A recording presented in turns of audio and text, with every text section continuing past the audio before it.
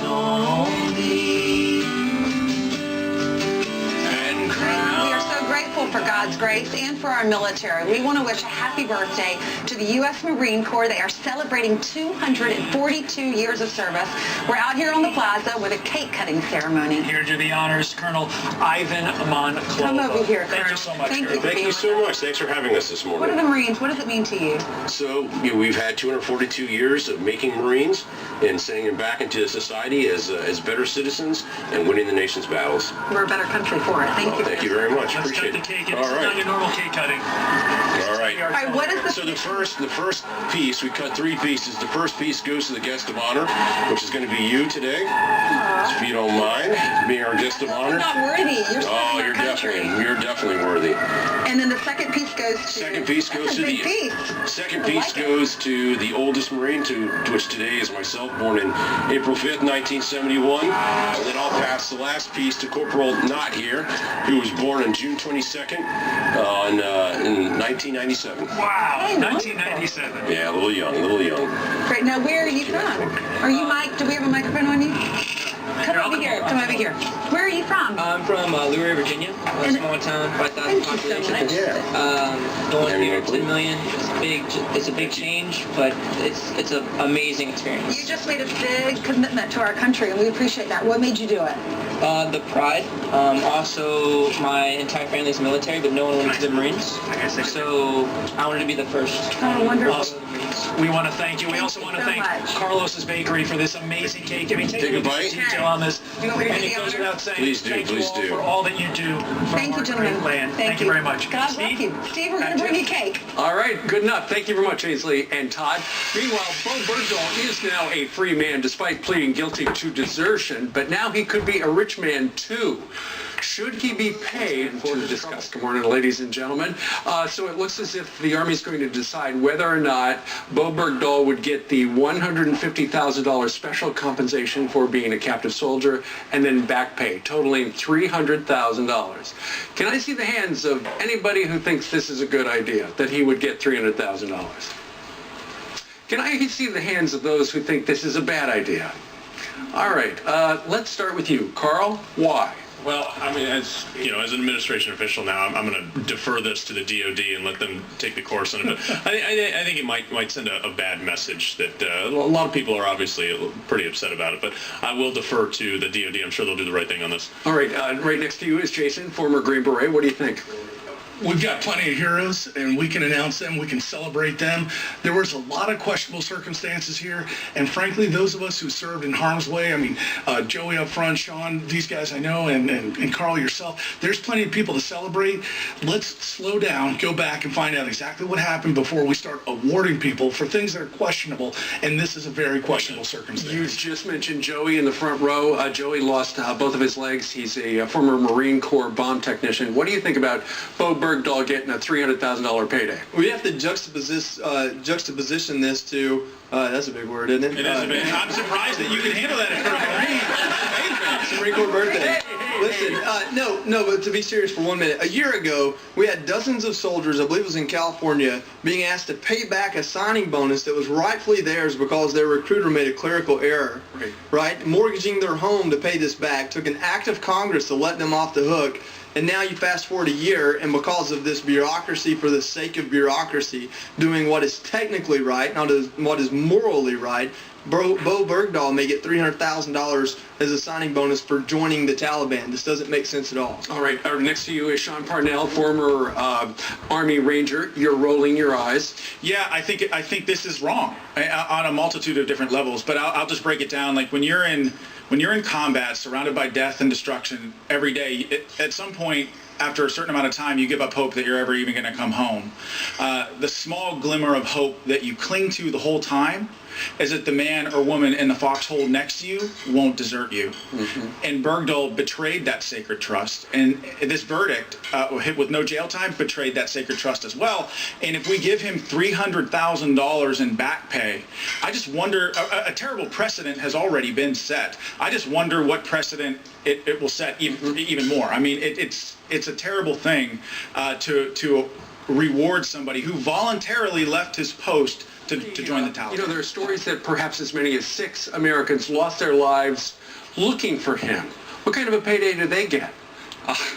They obviously don't get a payday right now, and for paying that ultimate sacrifice, I would like to see that $300K be distributed amongst their families.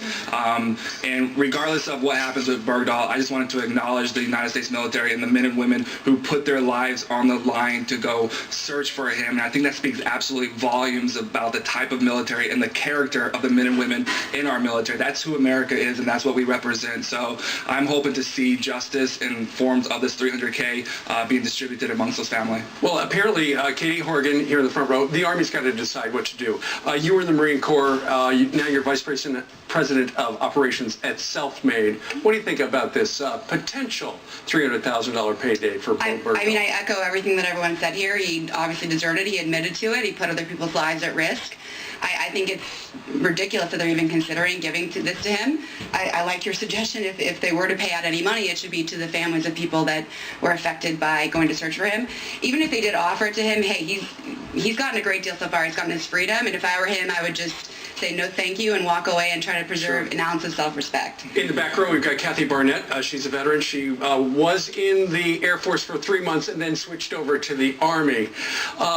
Kathy, what sort of a message would this send if here's a guy who was convicted of desertion, and yet he's still got that money? Yeah, you know what? I echo again, use your word of the sentiment that has already been displayed here. But you know, encouraging disdain, disrespect, and dishonor only obliterates our future. We have little children who are watching and who will grow up and become future citizens, future taxpayers, future adults, and to teach them this kind of disdain and disrespect, I think it sends the wrong message that we want. All right, Dr. Darren Porcher, you're the final one. Weigh in on this.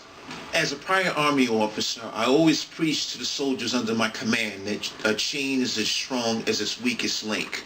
You put your life in your fellow soldiers' hands. And by Mr. Bergdahl, and I refer to him as Mr. Bergdahl, not Sergeant Bergdahl, stepping off post, he violated that code of trust and that code of honor that we have as soldiers fighting in a war.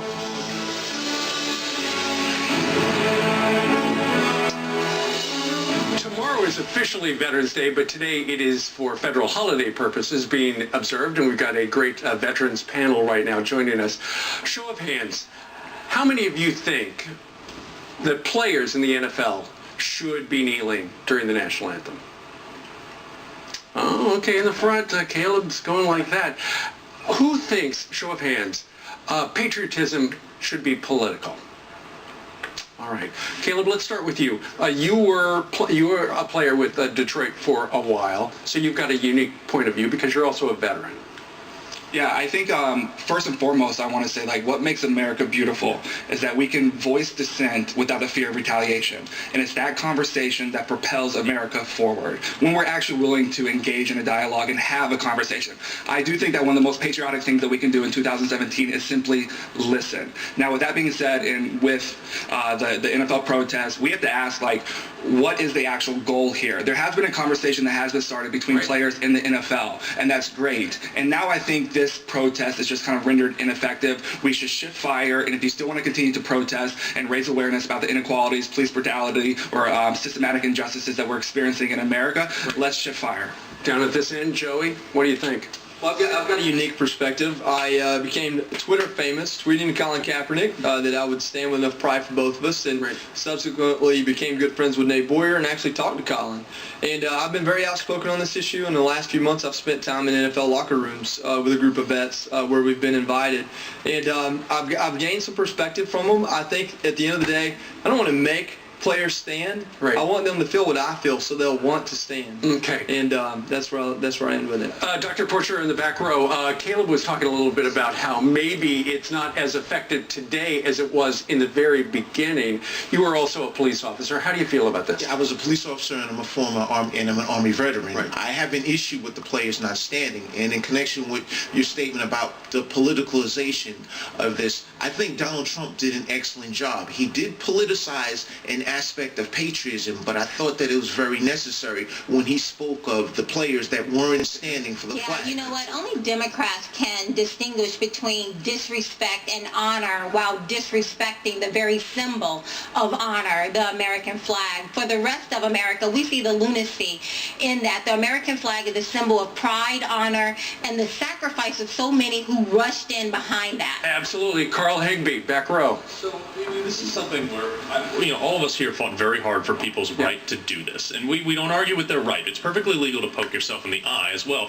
That doesn't mean you should do it. So this is one of those things that I would hope. It makes me very sad when I see people kneeling for the national anthem. And I work in an organization at AmeriCorps that is primarily made up of people who voted for the other side of the aisle, and they're all very patriotic. Jason? Right. I think for us, it's common sense respect. It's like Kathy and what you said, Carl. They have the right. These are teams. These are franchises. It's a business. But a lot of us love this country so much. The president was elected because he said, we're going to make America great. Again, we want to recognize that sovereignty. I'll stand every time. All right, let's go to the final two in the front row. Katie, what do you think? I just think it's a distracting vehicle for a really important message. So by choosing to protest during the national anthem, the conversation becomes about respect for the nation, for the service members, etc. And we're not actually talking about the issues that they wanted to discuss in the first place. So it got derailed. They should have bad judgment, as we should say. All right, Sean Parnell. So I will say that patriotism should always predispose politics. And here's why. When you're on the battlefield, I had guys in my platoon from every race, creed, and religion, and every skin color. We didn't always see eye to eye. In fact, there were a lot of political disagreements. But we could all agree on the fact that we love this country because we appreciated and saw firsthand the sacrifices that guys made for the freedom that we have. So it's critically important for us as Americans to raise our children with that same level of appreciation so they know and understand and respect freedom in this country. Well, there have been calls for boycotts of the NFL games this Veterans Day weekend. Let's see how that all pans out. Great discussion today. We thank you very much for joining us live today.